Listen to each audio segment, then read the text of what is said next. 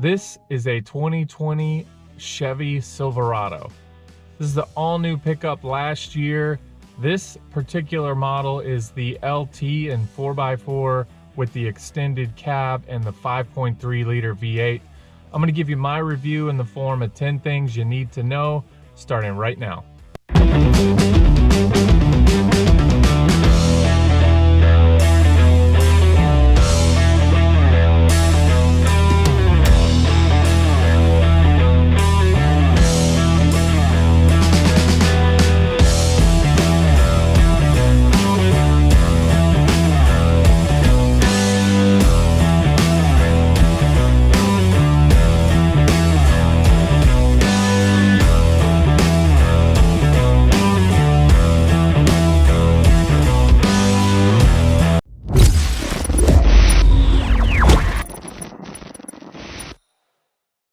All right, number 10, let's start with talking about the updated styling.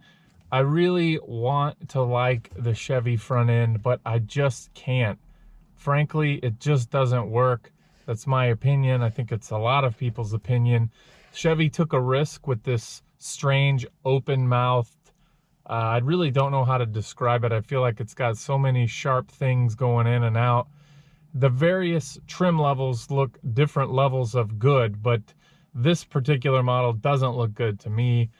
Some of the Trail Boss I think looks a little better because it's all black, but overall I'm not a big fan of the front end, but I do like the rest of the truck. I think it looks good. They just got to do something different. Chevy went to that styling with the Camaro and immediately retracted with their 2020 model, getting rid of they added the center bar, which really broke up the completely open-ended front end look.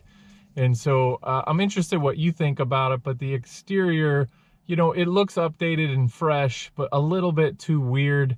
I know they're trying to stand out, but I'm just not a fan. All right, number 9 is the cab size. So this is not a crew cab, it's the extended cab, which I have not driven in a long time. Back when I first started driving trucks, that's all that was available. I remember the first crew cabs being on an F-150, but this seems like the extended cab has kind of quietly come a long way. It's got real doors, they operate like real doors, and the back seat's got more room than I would have expected.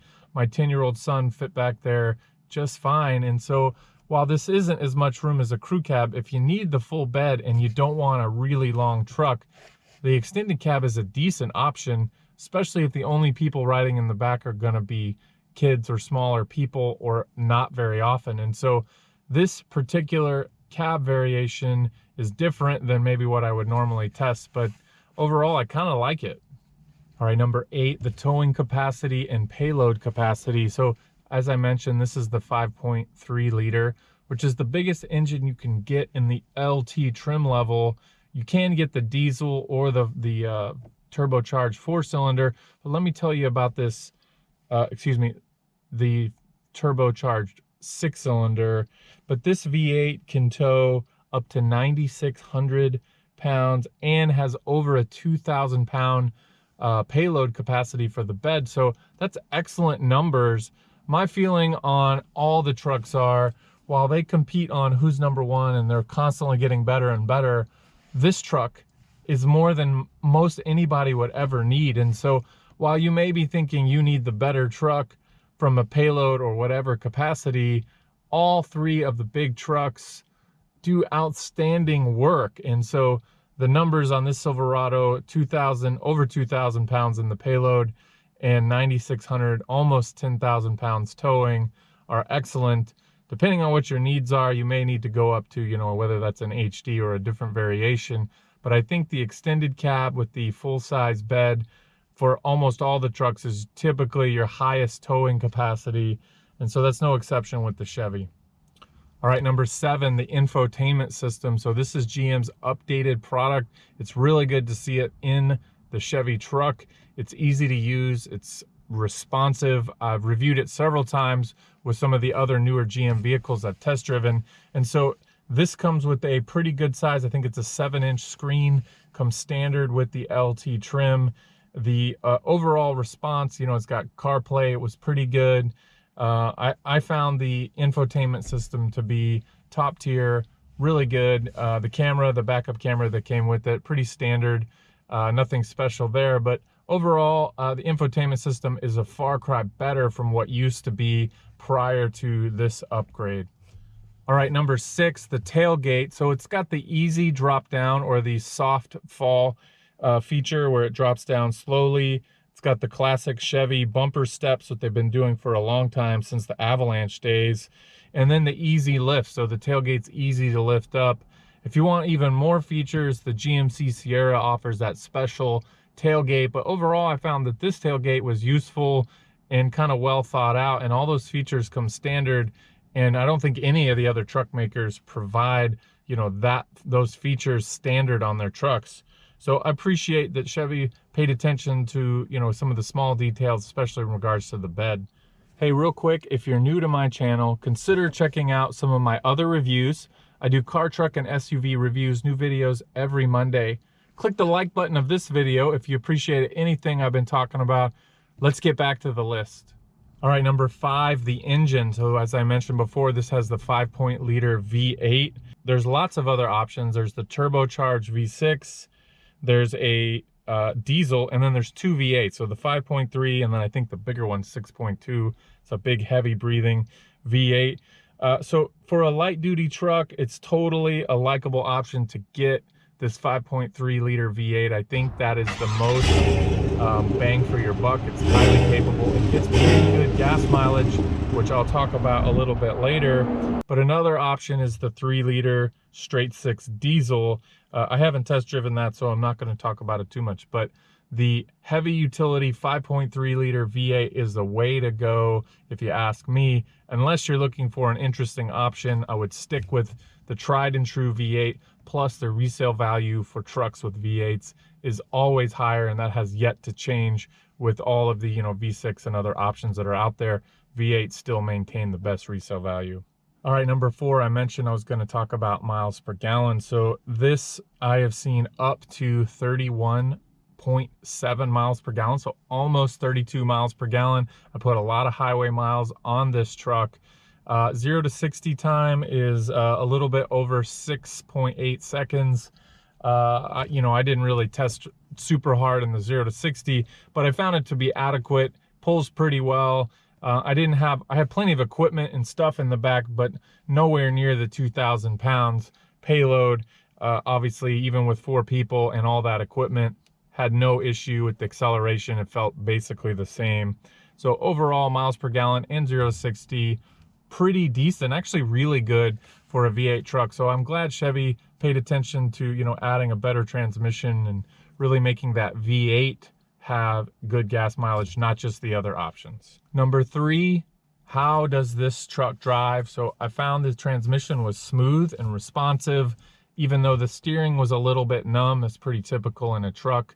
The truck overall does feel big in terms of its dimensions.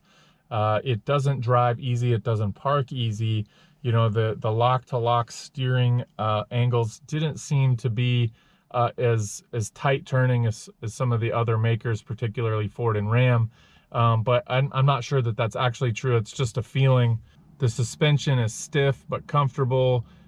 It definitely rides like a truck, but not like the heavy-duty Ram or heavy-duty Chevys that I've driven, but not as smooth as an air transmission would be. So the suspension and ride quality is good, but it's not as good as some of the other kind of consumer-oriented, you know, everyday driver type trucks have gone, where they drive almost more like SUVs.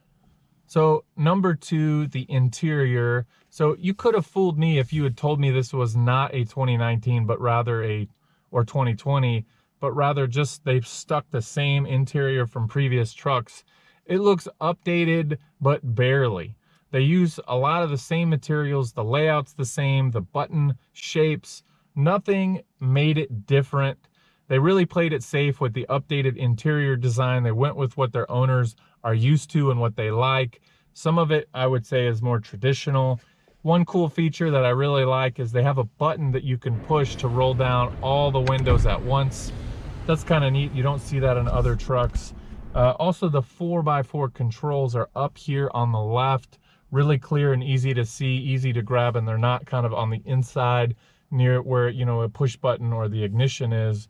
Another thing of note is that the key and the key fob are separate. It was an interesting decision. It's not really interior related, but I don't really like that they did that. They should have just put them together. And then, you know, the seating cloth and the materials are durable, rugged, designed to last. I got no problem with the interior other than it just doesn't feel special or particularly redesigned.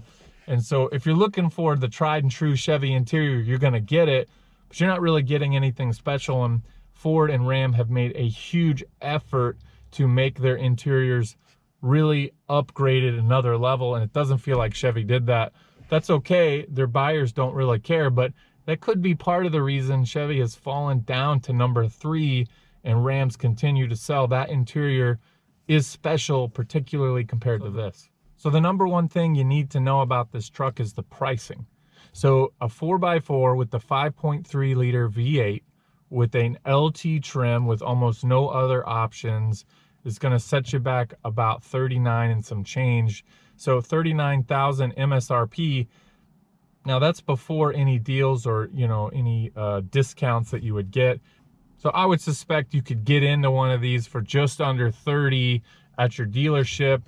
Overall, my review of this truck is that it's good, not great. Chevy took almost no risks with how they updated the interior. The exteriors where they took a risk, and I'm just not sure it's paying off for them. I'm not a huge fan of the front end, although it is different. I just wish they did the grille design a little bit different. The truck looks great from the side and from behind. I really like the front wheel arches. I think that's a distinct look, but that front end is just not my favorite. So business as usual for Chevy. Let me give you those 3 gripes. So the first is I found there to be really poor interior lighting. It's no longer nighttime and I'm not gonna have a chance to show you, but check it out before you buy this truck. This lighting was not adequate enough for me to find something that had fallen directly on the floor right in the middle of this center console. There was no light there. And so I found the lighting to be not very bright and not very adequate with the actual lights on, you know, with the doors open and these lights on. The second, the right side rear mirror has, you know, has a bend at the bottom to help you see what's down there, but it morphs the image so much that it looks distorted and it's kind of hard to trust. I don't like that they did that with that mirror. And then the third gripe is this whole key separate thing. I mean, this is 2020. Put these two together. I mean, spend the money, just do it, Chevy. I feel like this was a cheap way to go, and frankly, Chevy, you can do better than that. So that's my review. Thanks for checking out this video. Check out some of my other reviews of cars and trucks. I'm gonna post some links to a couple other videos. Click that like button and consider subscribing. We'll see you next time.